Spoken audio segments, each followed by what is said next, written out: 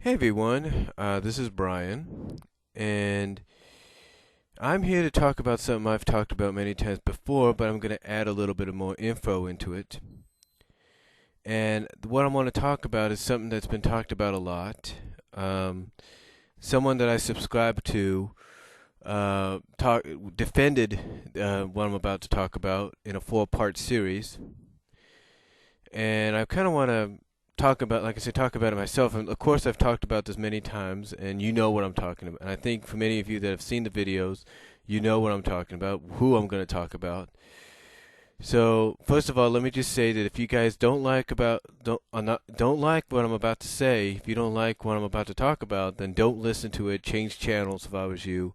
If not, then don't flame me. Don't send any hate mail or anything like that. Just let me have my say, because these are my opinions, no one else's, okay? All right, here we go. Now, for many years, for I don't know how long, I know it never started back in 93, but in the recent, geez, I don't know, about 10 something years, well, not 10 years, so I don't even know how long it's been, 3, 4, 5 years, I don't know. Uh, a lot of fans, or certain people, I should say, certain fans of the Sonic the Hedgehog franchise, have really kind of said what's on their mind when it comes, or how they feel when it comes to the Sonic the Hedgehog and Princess Sally Acorn relationship. Well, let me kind of say that some of you say that it's sort of a fan service, that the writers or whoever is the head writer at the time says, okay, I'm going to put these two together again as a couple, just for the heck of it. In a way, it is sort of like a fan service, and he doesn't, like I said, he doesn't. Well, I said, well, excuse me, what I said. He doesn't just put them together for the heck of it.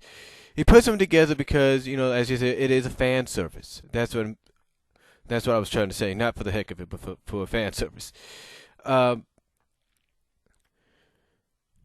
And the reason he does it as a fan service is because he knows there's a majority of fans out there, and I'm not going to mention any names, that enjoy the coupling. They enjoy reading about them sometimes. They enjoy seeing them together. Why? Well, I kind of give you a little bit of an info on that. The reason they like the couple together, the reason they like these two characters together, is because it reminds them of the 1993 to 1995 ABC Saturday morning cartoon Sonic the Hedgehog, or Sonic Saturday. Because in that show, mostly towards the second season, and in a little bit, and you saw hints of it in the first season, Sonic the Hedgehog and Sally were a couple, or becoming an item, if you will. And that's why fans of the comic book, when they see them together as an item in the book, in these stories, they enjoy it. That's why they always hope for the writers, whoever the head writer is at the time, that's why they hope for that person to put them together as a couple. Because it reminds them, it gives them that nostalgic feeling of watching Saddam again. Now, a lot of people have their own arguments as to why Sonic and Sally shouldn't even be paired up. Some say that, Sally's not an official character, and, someone like Amy and Blaze and even Rouge are the official characters. Let me kind of give you a little information about these characters. Now, as far as Amy Rose goes, yes, she is an official character. She's an official game character. But there's a reason the majority of fans that love Sonic and Sally as a couple are kind of weary about the Sonic Amy situation.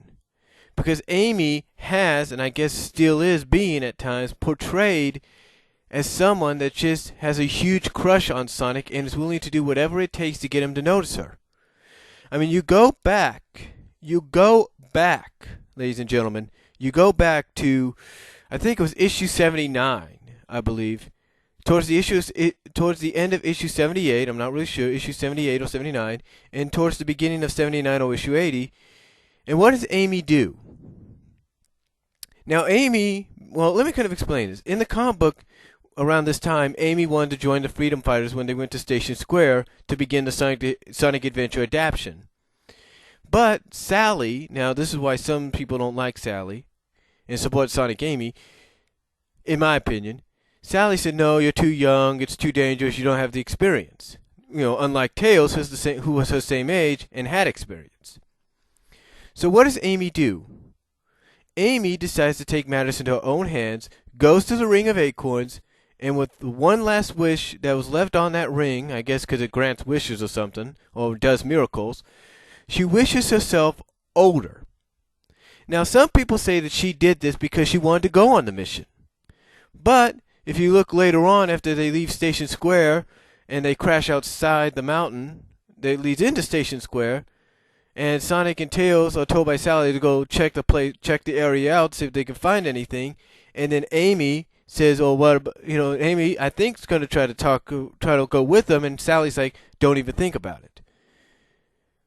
I know I probably didn't make any sense there, but what I'm saying is that basically what Amy did with the Ring of Acorns, I've said this before, in my opinion, didn't just wish herself older to go on missions, she wished herself older so Sonic can notice her.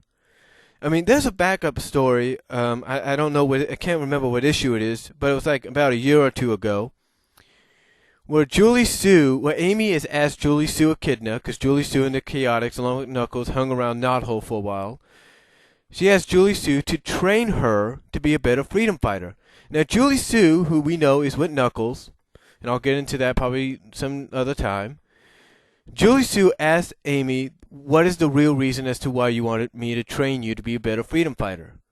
And Amy basically admits the truth. She says she's doing it because she wants Sonic to notice her.